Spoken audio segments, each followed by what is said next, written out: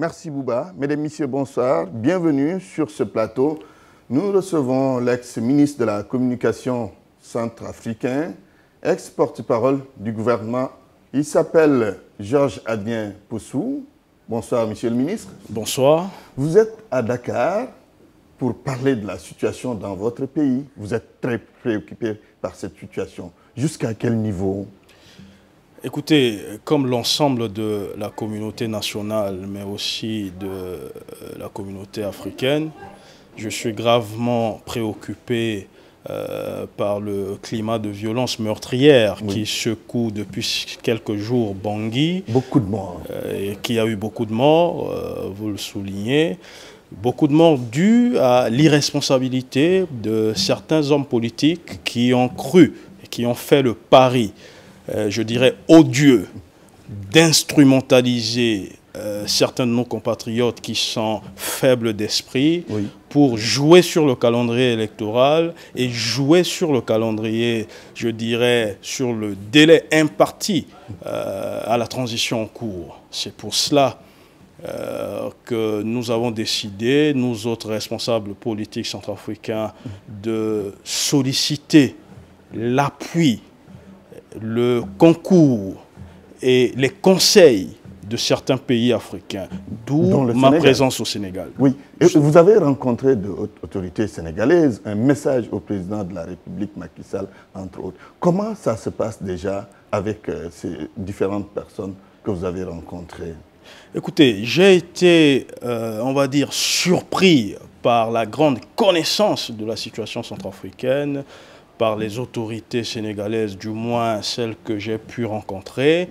Nous avons remis un message au président Macky Sall pour dire la chose suivante, sans délivrer ou livrer un secret sur votre plateau aujourd'hui. Nous pensons que compte tenu du rôle de certaines puissances régionales dans la crise centrafricaine, compte tenu de la proximité de certains chefs d'État d'Afrique centrale dans la crise centrafricaine, nous craignons que ces éléments ne puissent constituer un obstacle majeur à la recherche de solutions ou au règlement du conflit centrafricain. C'est pour cela qu'il faille sortir du tête-à-tête avec la CEAC ou la CEMAC pour que la question centrafricaine soit une question africaine, pour que d'autres contrées, d'autres régions africaines nous viennent en aide, puisqu'il s'agit aussi ici d'une question de méthode. C'est peut-être parce que ceux qui ont eu la lourde responsabilité de rechercher les solutions à la crise centrafricaine on va dire quoi, n'ont pas une grande maîtrise de la situation centrafricaine. Ce qui n'est pas le cas, justement, des autorités, comme je l'ai dit, sénégalaises que j'ai eu à rencontrer. Ces autorités que vous avez choisies, justement, c'est important. Le Sénégal que vous avez choisi, tout simplement, ce n'est pas un hasard. Quelles sont les raisons qui ont guidé votre choix pour que vous veniez au Sénégal? Aujourd'hui, son Excellence, le président Macky Sall est le président de la CEDEAO. Qui est un grand ensemble sous-régional. Et puis, le Sénégal est un pays de tradition hospitalière, le pays de la Teranga, dit-on. Et puis aussi, pour rester dans la symbolique, c'est un pays à majorité musulmane. Vous savez bien que la crise centrafricaine, qui est essentiellement une crise politique, a été instrumentalisée par certains esprits malins en un conflit interreligieux ou interconfessionnel.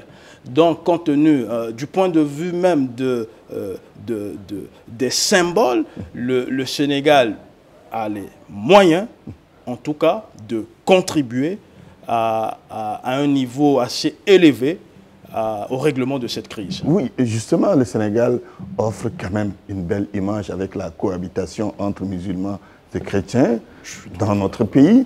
Mais il y a l'archevêque de Bangui qui dit que cette crise centrafricaine n'est pas une crise confessionnelle. Mais si on voit les anti-Balaka et la Séléka, est-ce qu'on peut dire autrement?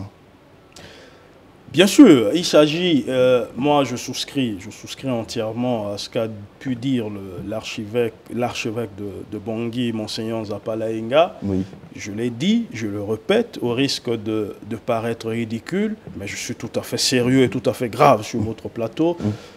La crise centrafricaine est d'abord une crise politique. Il y a une partie de la classe politique, pour ne pas citer des noms, la mouvance de l'ancien chef d'État François Bozizé, ayant perdu le pouvoir, qui a voulu revenir. Il y a aussi les exaltations qu'a eu à commettre les anciens troupes de la rébellion Séléka qui ont accédé au pouvoir en 2013, qui ont laissé des traces. Et ces faits politiques, parce que la Séléka, à majorité musulmane, les anti-Balaka, instrumentalisés par l'ex-majorité présidentielle à majorité chrétienne, Oui. les gens ont voulu transformer cette situation politique en une situation religieuse. Oui. Mais c'est d'abord une crise politique. Aujourd'hui, si nous réglons la crise politique, Le reste sera réglé. le reste, c'est des problèmes connexes, Oui. vont tomber. Oui. Tomber, simplement. Oui, il y a la MINUSCA dans votre pays. Malgré tout, la situation ne s'est pas trop calmée. Vous l'avez même souligné au début de votre propos avec le nombre de morts important ces derniers temps. Qu'est-ce qui manque à la MINUSCA pour pouvoir quand même prendre la situation en main? Le regain de tension de ces derniers jours à Bangui est la résultante, et je pèse bien mes mots, de l'accumulation des erreurs, si ce n'est des fautes de la communauté internationale à travers la MINUSCA. Et comment? Qui n'a pas voulu, ou qui a manqué de méthode. Je préfère manquer de méthode. Parce que la MINUSCA est déployée à Bangui sous le chapitre 7 du mandat des Nations Unies, de la Charte des Nations Unies. Et ce chapitre 7 permet à la MINUSCA d'imposer la paix, c'est-à-dire de désarmer de gré ou de force les groupes armés. Ce qu'elle n'a pas fait. Ce qu'elle n'a pas fait jusque-là. Pour avoir eu la chance de travailler avec les différents responsables de la MINUSCA, je puis vous dire que le discours que ces derniers nous tenaient, c'est que nous ne sommes pas venus en Centrafrique pour faire la guerre, sous-entendu, pour mourir pour vos problèmes. Or, ils ont reçu mandat des Nations Unies pour venir imposer la paix, ce qu'ils n'ont pas fait. Aujourd'hui, le problème est simple. Il faudrait que la MINUSCA puisse appliquer au pied et à la lettre les résolutions, les différentes résolutions des Nations Unies qui leur donnent mandat d'intervenir en Centrafrique. Beaucoup de tueries dans votre pays, mais beaucoup de cas de viol. Ce dernier exemple d'ailleurs, qui a emporté le général sénégalais, le général Babacar Gaye. Comment voyez-vous son départ de la Centrafrique? Écoutez, même si je ne souhaiterais pas ici commenter sur ce plateau le départ du général Babacar Gaye, mais je voudrais dire que c'est un homme de grande qualité, qui s'est beaucoup investi dans la crise centrafricaine. Et en même temps, comme vous le savez, la responsabilité pénale est individuelle. Oui.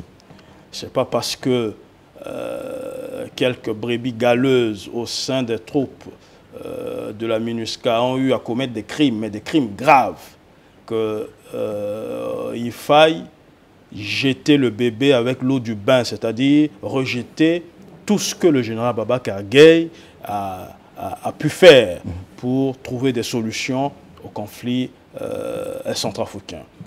Il reste la responsabilité morale. Oui. Il a payé tout simplement parce qu'il était le chef de cette mission et que ces troupes ont eu des comportements inadmissibles et assez condamnables.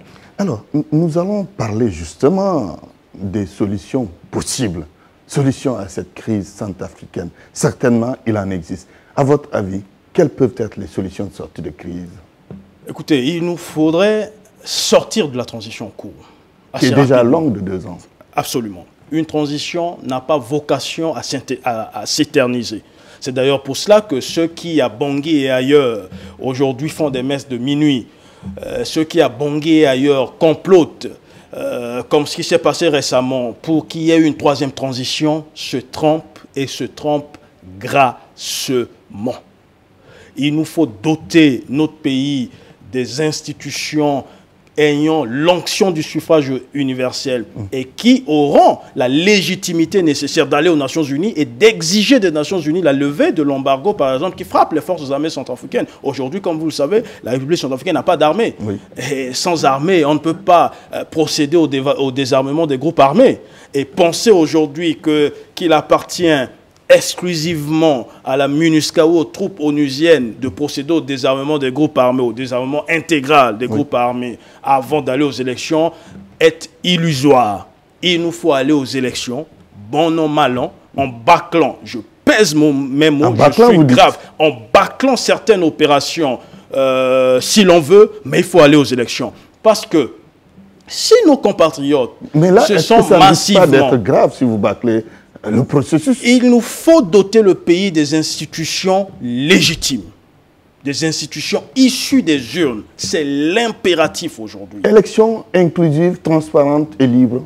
J'insiste sur le mot inclusif. Élection inclusive, élection acceptable. Idéalement acceptable. Acceptable par tous. Mais nous, je vais être trivial, mais il n'y a jamais d'élection parfaite. Il nous faut des élections. Seul un gouvernement légitime peut prendre des mesures politiques fortes. Seul un gouvernement légitime peut engager des réformes structurelles pour relancer l'économie du pays, pour remettre le pays sur les rails. Et dans quel délai faudrait-il tenir ces élections? Dans un délai raisonnable. Comme quoi? C'est pour cela que, vous le savez, les élections, le premier tour de la présidentielle devait avoir lieu le 18 octobre. Avec les événements qu'il y a eu à Bangui, je ne crains que ce délai ne puisse pas être tenu. Mais il faut qu'il y ait un consensus national à ce sujet. Il faudrait que les autorités de la transition, Mme Catherine Samba-Panza en tête, et l'autorité nationale des élections, puissent proposer une date qui soit réaliste et que cette date soit proposée à l'ensemble des acteurs politiques de la République centrafricaine et que ces acteurs-là puissent valider cette date pour que nous allions assez rapidement à ces élections. Vous êtes sans ignorer que la CEAC, qui est en pointe dans la recherche des solutions à cette crise, a fixé au 31 décembre comme l'ultime délai. Le 31 décembre 2015 est l'ultime délai de la transition en cours. Donc nous ne pouvons pas aller au-delà. Seul un consensus national... Possible de respecter cette date? Non. Il est aujourd'hui difficile. Pour être réaliste, il est difficile.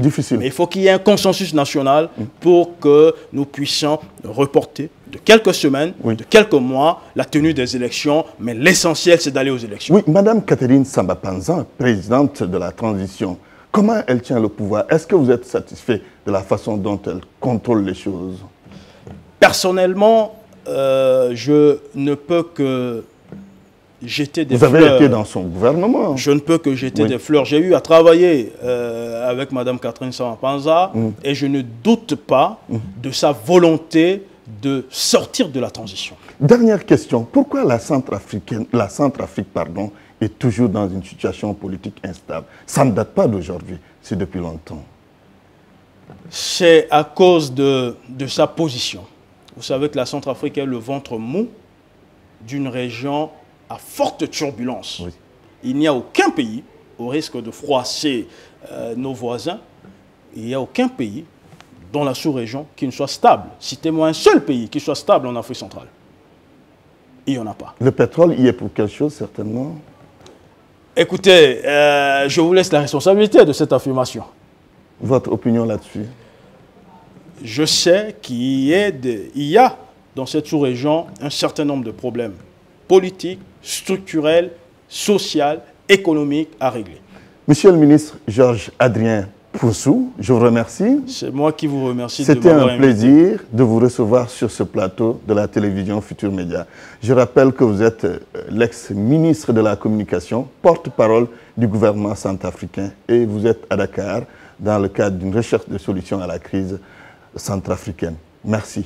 Merci. Mesdames et messieurs, bonsoir. C'est tout pour aujourd'hui. À vous, excellente soirée chez vous.